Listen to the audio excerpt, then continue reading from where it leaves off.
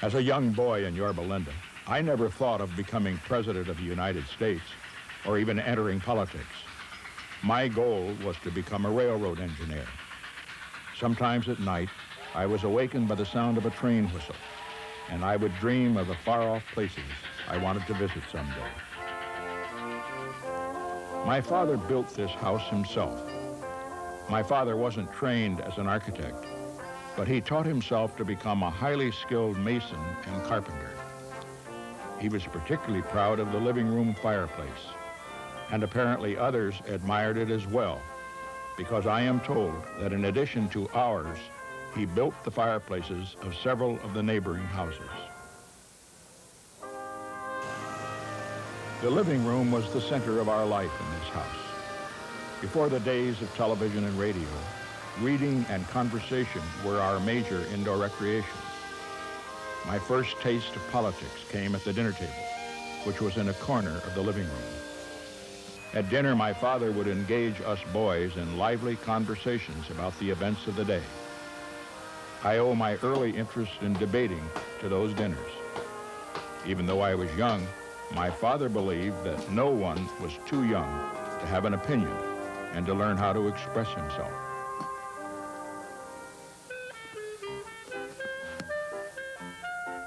My mother felt that I had some aptitude for music, and when I was 7 years old, I started to take music lessons from my uncle on this Crown piano.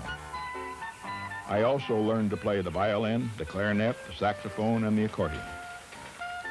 I've often thought that if there had been a good rap group around in those days, I might have chosen a career in music instead of politics.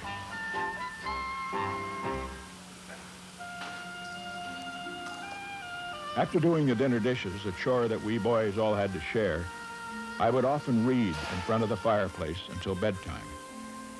I have always enjoyed reading. My mother taught me at the age of 6. I would read my school books, of course, and my Quaker grandmother, Elmira Milhouse, always made sure to give me a book for Christmas and on my birthdays. But early on, I also took a great interest in newspapers and magazines. My favorite magazine was National Geographic, and I would spend hours seeing the world from our living room and daydreaming about visiting places far away.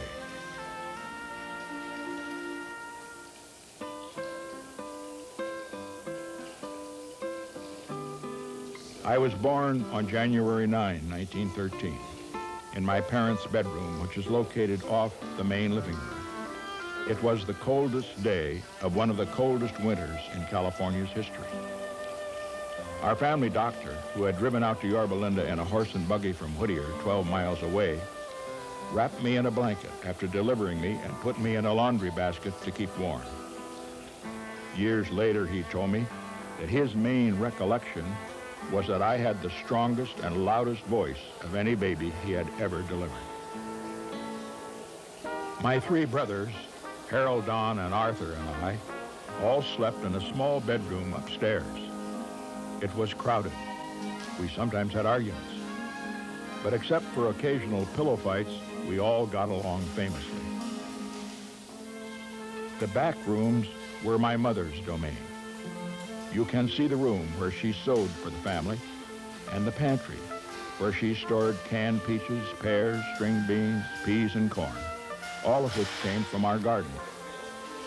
But the most special room was the kitchen. My mother was an excellent baker. Her specialty was angel food cake. She insisted that it was at its best only when she beat fresh outdoor air into the batter before putting it in the oven.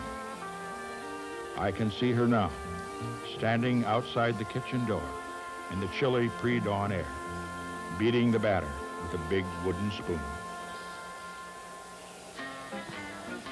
My most unpleasant memory of those days was the time we had to drink goat's milk because my mother had read in some magazine that it was supposed to be good for us. My brothers and I hated it. We used to pray that something would happen to our goat. Our prayers were answered. One day, when my father was milking it, the goat kicked over the pail. That did it. He gave the goat to a neighbor, and we never had to drink goat's milk again. For my brothers and me, life here in Yorba Linda would be considered hard today. But as I look back, it was a very happy time. We lived in this house until I was 9 years old, when we moved to Whittier, a town founded by Quakers. When he announced his candidacy for the presidency in his hometown of Abilene, Kansas, General Eisenhower said, "We were poor, but the glory of it was that we never knew it." I think my brothers and I would say the same about our lives in Yorba Linda. I feel fortunate that we spent those years in this house, which made up in love for what it lacked in size.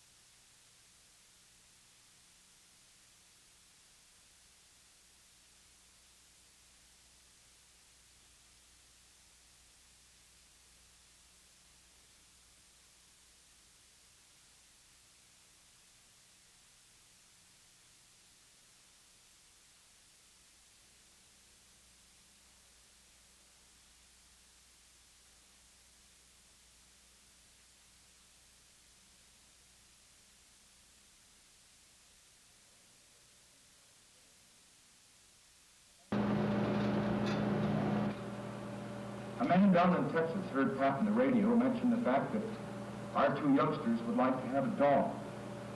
And believe it or not, the day before we left on this campaign trip, we got a message from Union Station in Baltimore saying they had a package for us. We went down to get it. You know what it was? It was a little Cocker Spaniel dog in a crate that he'd sent all the way from Texas. Black and white, spotted. And our little girl, Tricia, the 6-year-old, named it Chuck. And you know, the kids, like all kids, love the dog. And I just want to say this right now, that regardless of what they say about it, we're going to keep it. And now, finally, I know that you wonder whether or not I am going to stay on the Republican ticket or resign. Let me say this. I don't believe that I ought to quit, because I'm not a quitter. And incidentally, Pat's not a quitter. After all, her name was Patricia Ryan, and she was born on St. Patrick's Day, and you know the Irish never quit. But the decision, my friends, is not mine. I would do nothing that would harm the possibilities of Dwight Eisenhower to become president of the United States. And for that reason, I am submitting to the Republican National Committee tonight through this television broadcast the decision which it is theirs to make.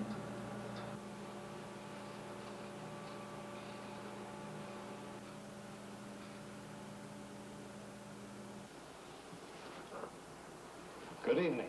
The television and radio stations of the United States and their affiliated stations are proud to provide facilities for a discussion of issues in the current political campaign by the two major candidates for the presidency. In the fall of 1960, Vice President Richard Nixon and Senator John F. Kennedy squared off in a series of 4 debates. the first televised debates in the history of American politics. He enunciated his key campaign theme, what was good about America. Senator Kennedy has said tonight again what he has said several times in the course of these debates and in the campaign, that America is standing still. America is not standing still. It has not been standing still. And let's set the record straight right now by looking at the record, as Al Smith used to say. He talks about housing. We built more houses in the last 7 years than in any administration, and 30% more than in the previous administration. We talk about schools. 3 times as many classrooms built in the past administration in Eisenhower than under the Truman administration. Let's talk about civil rights. More progress in the past 8 years than in the whole 80 years before. During the course of the debates, Kennedy and Nixon clashed over several key issues. One was the incident concerning the U-2, an American spy plane that was downed over the Soviet Union. Kennedy said that President Eisenhower should apologize to Soviet leader Khrushchev. Nixon disagreed sharply. But when the President of the United States is doing something that's right, something that is for the purpose of defending the security of this country against surprise attack, he can never express regrets or apologize to anybody, including Mr. Khrushchev. And I don't intend ever to express regrets to Mr. Khrushchev or anybody else if I'm doing something that has the support of the Congress and that is right for the purpose of protecting the security of the United States. Even some of those who said they had been influenced seemed less than certain. Real people walk through there. As I would call it.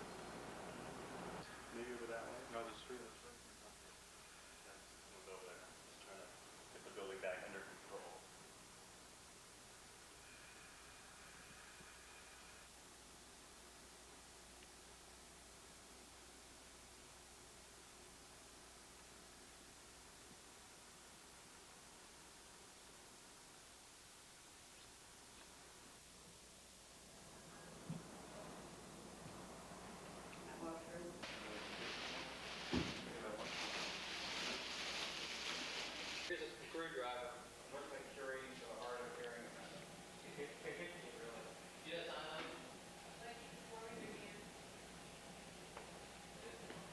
okay, we'll use this man like this. Try this. See if there's a wrench.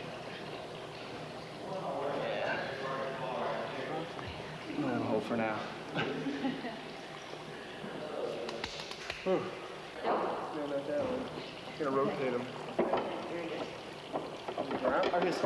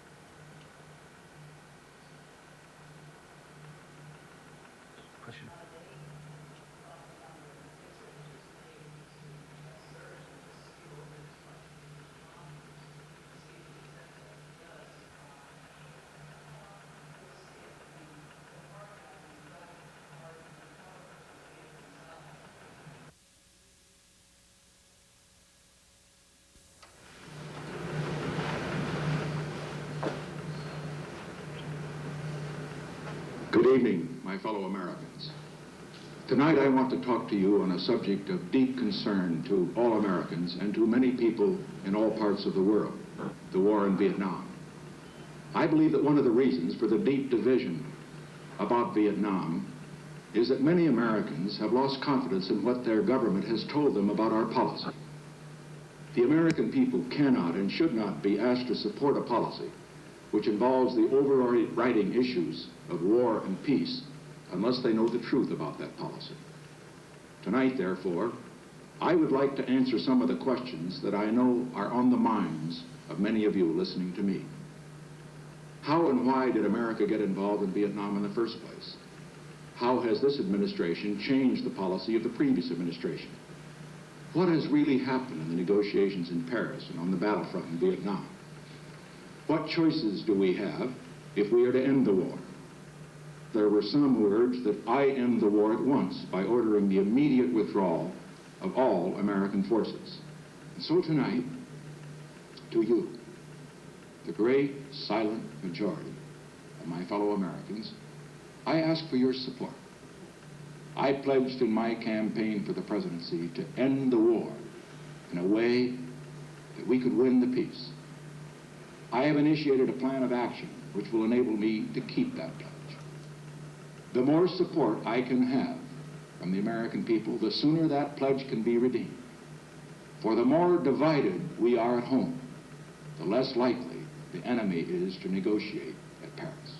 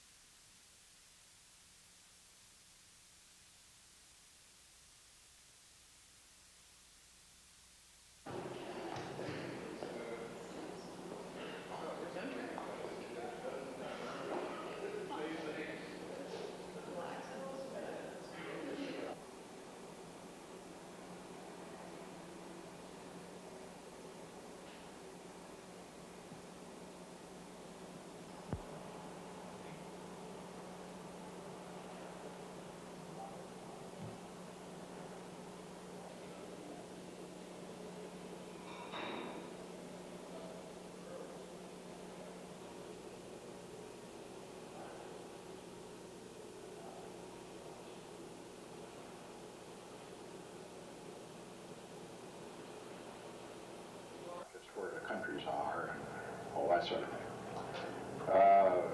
And it also goes back to, frankly, the Quaker background, a passion for peace. You know, I've been in wars. World War II, of course, and I've been exposed to Korea and so forth and so on, as a political leader. But there is nothing that has been more a motivating force in my life than to do something, whether in my service, whether in the House, the Senate, Vice President, or President, that would make the world possibly more peaceful.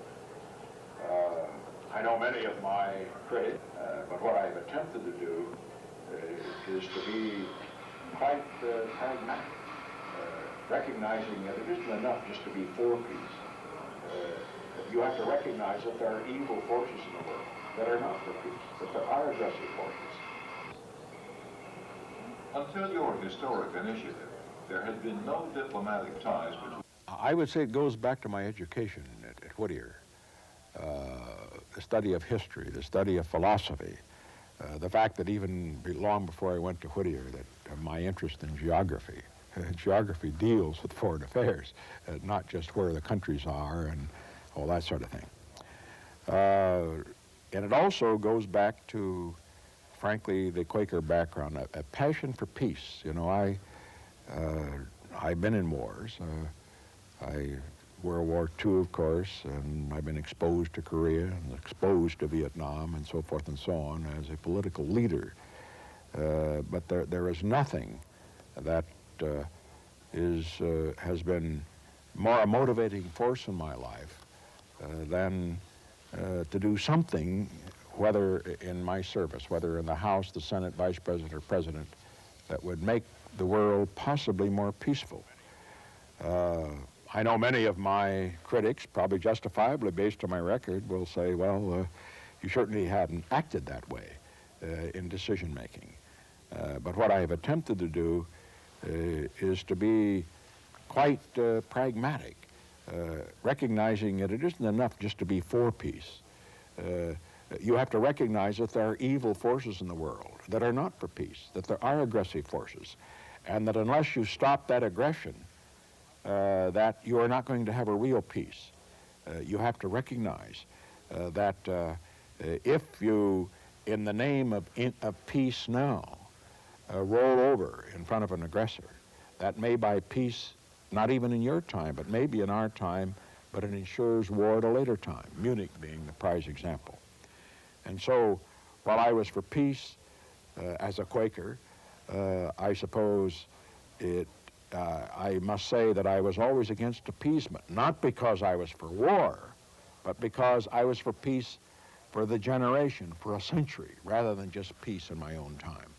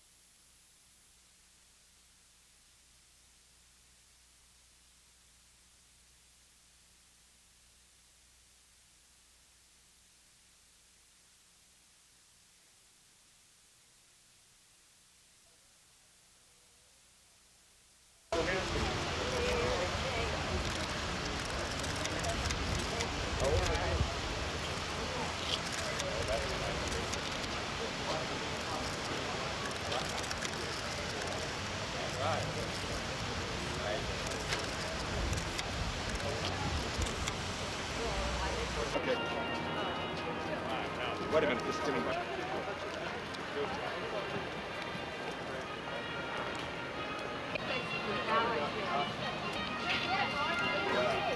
Okay, there we go. I'll be seen. Wait a minute,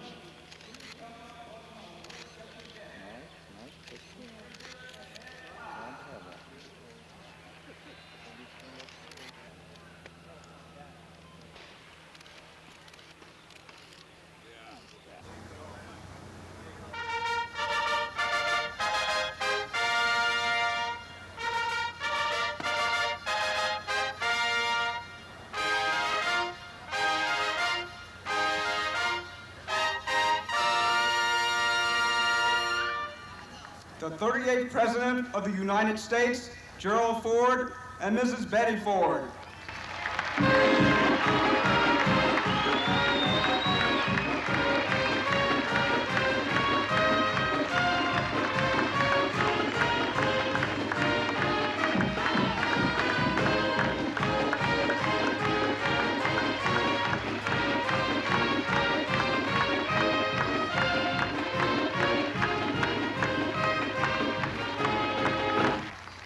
The 40th President of the United States, Ronald Reagan, and Mrs. Nancy Reagan.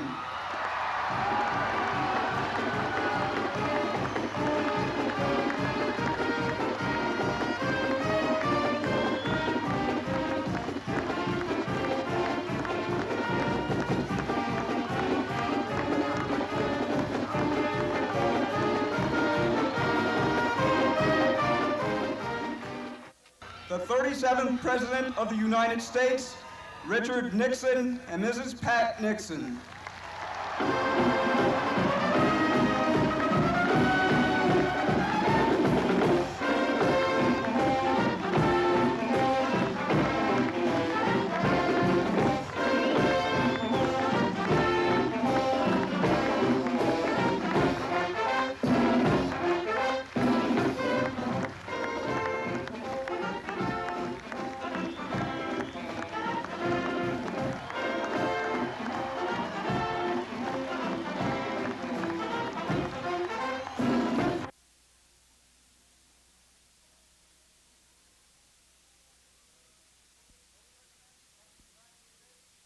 The President of the United States, George Bush, and Mrs. Barbara Bush.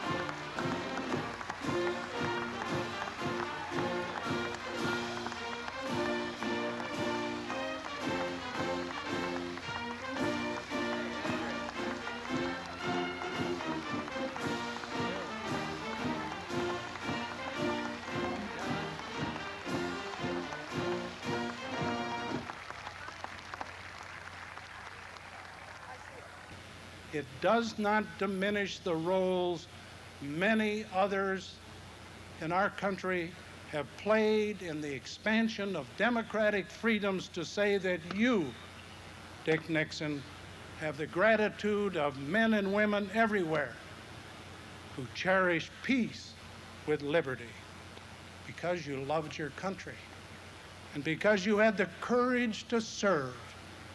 This day is a celebration richly deserved by you and by Pat.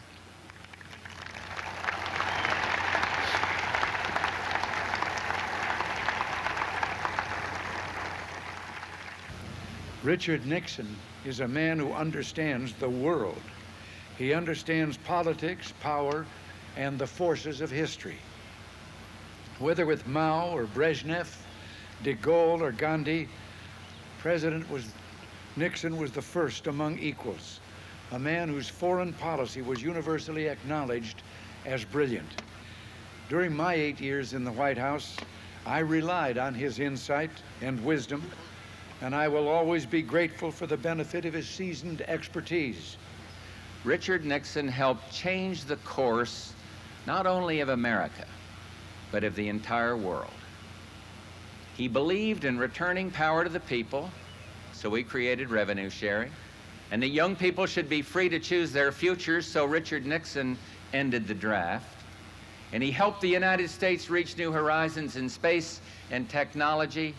He began a pioneering cancer initiative that gave hope and life to millions, and he knew that the great outdoors is precious but fragile, and so he created the Environmental Protection Agency, a historic step to help preserve and widely use our natural resources.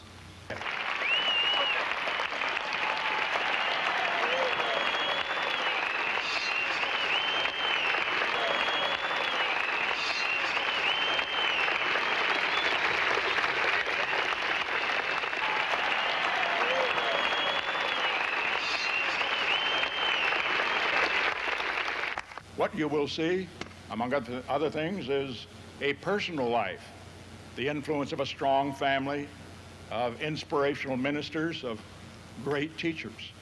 You will see a political life, running for Congress, running for the Senate, running for governor, running for president 3 times.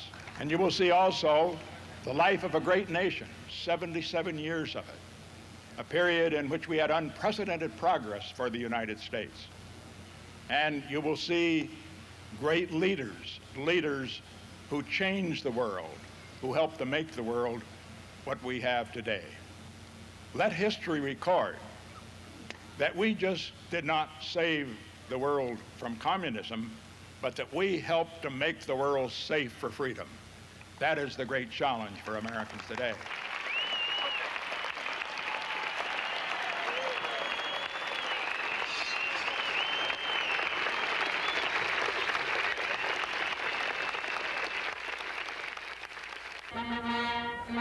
God bless America, land that I love. Stand beside her and guide her through the night with the light from above. From the mountains to the prairies to the ocean, white with foam.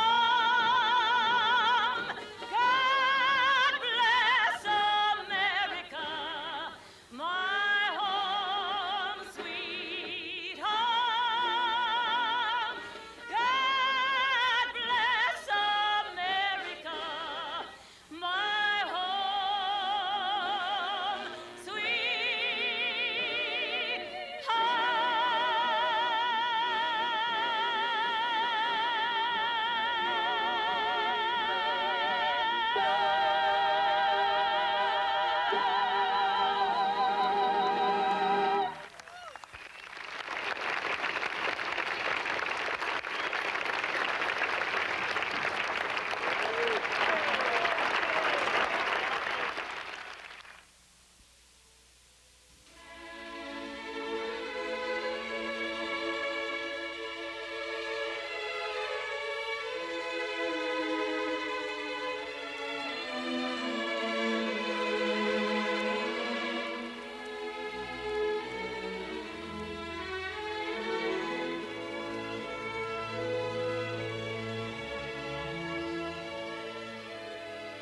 When I graduated from Whittier College in 1934, it was in the depths of the Depression.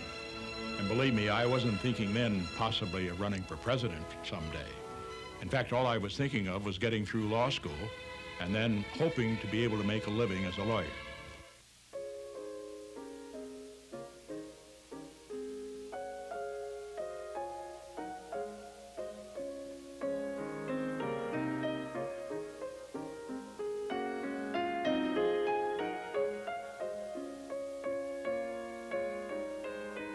In 1952, when President Eisenhower selected me as his running mate for vice president, I was frankly surprised. There'd been talk about it, but I didn't think it was going to happen.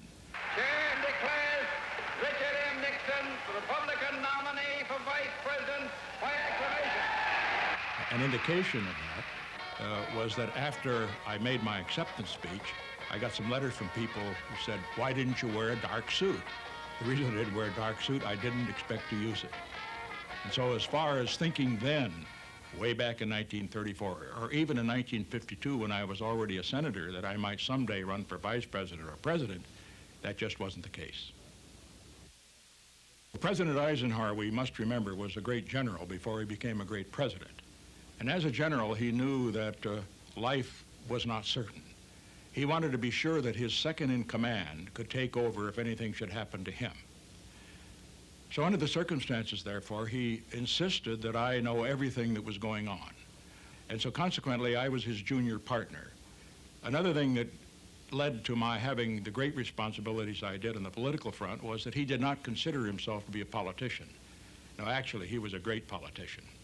But he left most of the political chores to me, working with the Congress, campaigning across the country.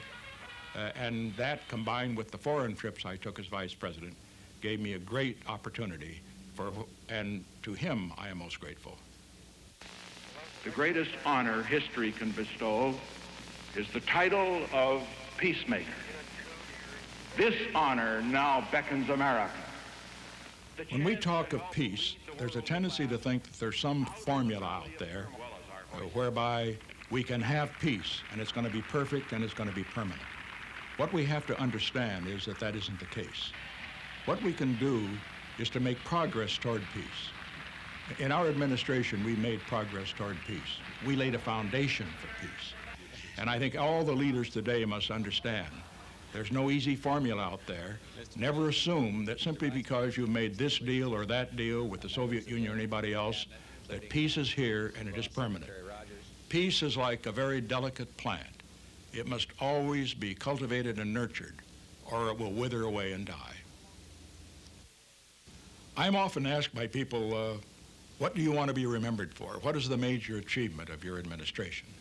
And most assume that I'm going to say, well, the opening to China. It was a great achievement. It is one that will be recognized by all historians because it changed the world. But I also believe that ending the war in Vietnam was a great achievement. I believe that developing the new relationship with the Soviet Union was a very great achievement. All of these are in the international front. We made progress toward peace. But sometimes we overlook what I think are very significant achievements on the domestic front. I appointed 4 members to the Supreme Court. One of them, Rehnquist, is now the Chief Justice of the Supreme Court and probably will be that in the next century. That is a legacy of which I'm very proud. Also, we set up the Environmental Protection Agency. We ended the draft. We gave 18-year-olds the right to vote.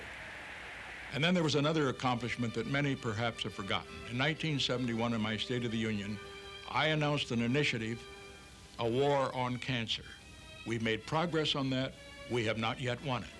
I don't know whether it can be won, but I would say my proudest legacy would be, in addition to that in the international field of preserving peace and extending freedom, the proudest legacy would be that that cancer initiative would save not just thousands, but millions of lives, not just in the United States, but all over the world. One of the events in the White House I remember most vividly was one of the evenings at the White House when we had musical groups from all over the country and invited people in to hear them. And I remember very well a fine black group from Los Angeles performed one of those evenings. And after they performed, they received a great ovation. The leader of the group got up and said very emotionally, he said, "Thank you very much, Mr. President, for having us here." He said, "You know, it's a long way from Watts to the White House." And I responded to him by saying, "You know, it's a long way from Yorba Linda to the White House." And I would say that it helps to be wealthy. It helps also to have influential friends. But today, it is possible still for someone, if he works hard, sets his goals high, to go to the White House from Yorba Linda.